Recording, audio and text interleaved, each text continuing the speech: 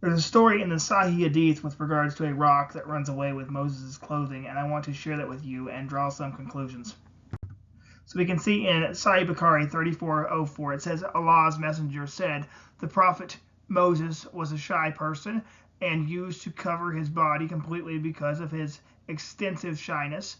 One of the children of Israel hurt him by saying he covers his body in this way only because of some defect in his skin, either leprosy or scrotal hernia, or he has some other defect.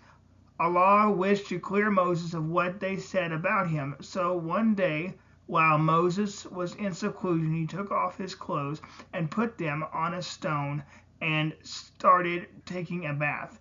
When he had finished the bath, he moved towards his clothes so as to take them, but the stone took his clothes and fled. Moses picked up the stick and ran after the stone, saying, "O stone, give me my garment," till he reached a group of Beni Israel who saw him naked then and found him the best of what Allah had created, and Allah cleared him of what they had accused him of.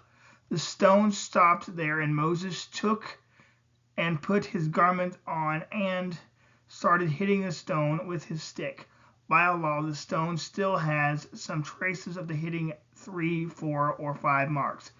This was what Allah refers to in his saying, O you who believe, be you not like those who annoyed Moses, but Allah proved his innocence of that which they alleged, and he was honorable in Allah's sight. And this is the Surah chapter 33, verse 69. So this apparently the Israelites are saying things against Moses.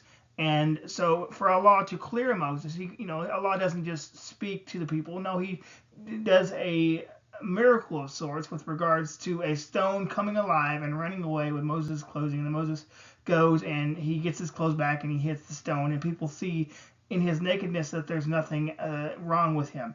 But this is actually very odd because there is no story in the Bible that is even close to this with regards to a stone coming alive and Moses chasing after the stone. Now, of course, there is the instance whenever Moses does strike the stone, and the Lord does say that he is not going to be led into the promised land, but there is nothing about a stone coming alive and Moses chasing after the stone and Moses being exposed to all of Israel. So once again, this just shows that Islam does not actually affirm what the previous scriptures say. Now, with regards to this, is very embarrassing for Moses, and I don't really see a point for why Allah would expose his prophet like this unnecessarily. But if we look in what the Bible says, there is a reason with regards to why the Lord would expose one of his prophets for a prophetic utterance.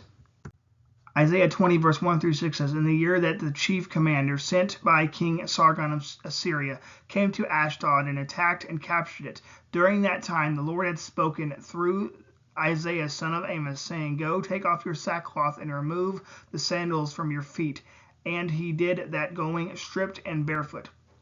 The Lord said, as my servant Isaiah has gone stripped and barefoot 3 years as a sign and an omen against Egypt and Cush, so the king of Assyria will lead the captives of Egypt and the exiles of Cush, young and old alike, stripped and barefoot, with bared buttocks.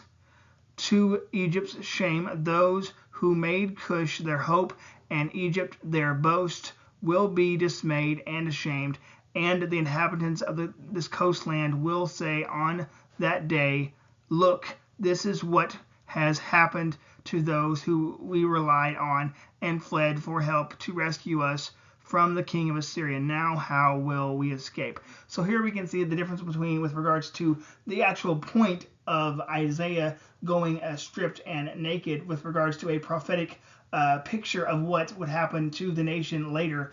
But we can also see that there is no actual reason for Islam to have this with regards to its hadith, because it actually serves as no purpose, because it's just trying to show that there's nothing wrong with Moses. But here's the thing, even if Moses had leprosy, he would be cut off from the people. So therefore he would not needed to have degraded himself to be running naked through Israel to show off to the people that there's nothing wrong with him, which shows that the story did not come from the biblical record, which once again shows that Islam does not actually affirm what was in the previous scriptures, and therefore Islam should be rejected as false.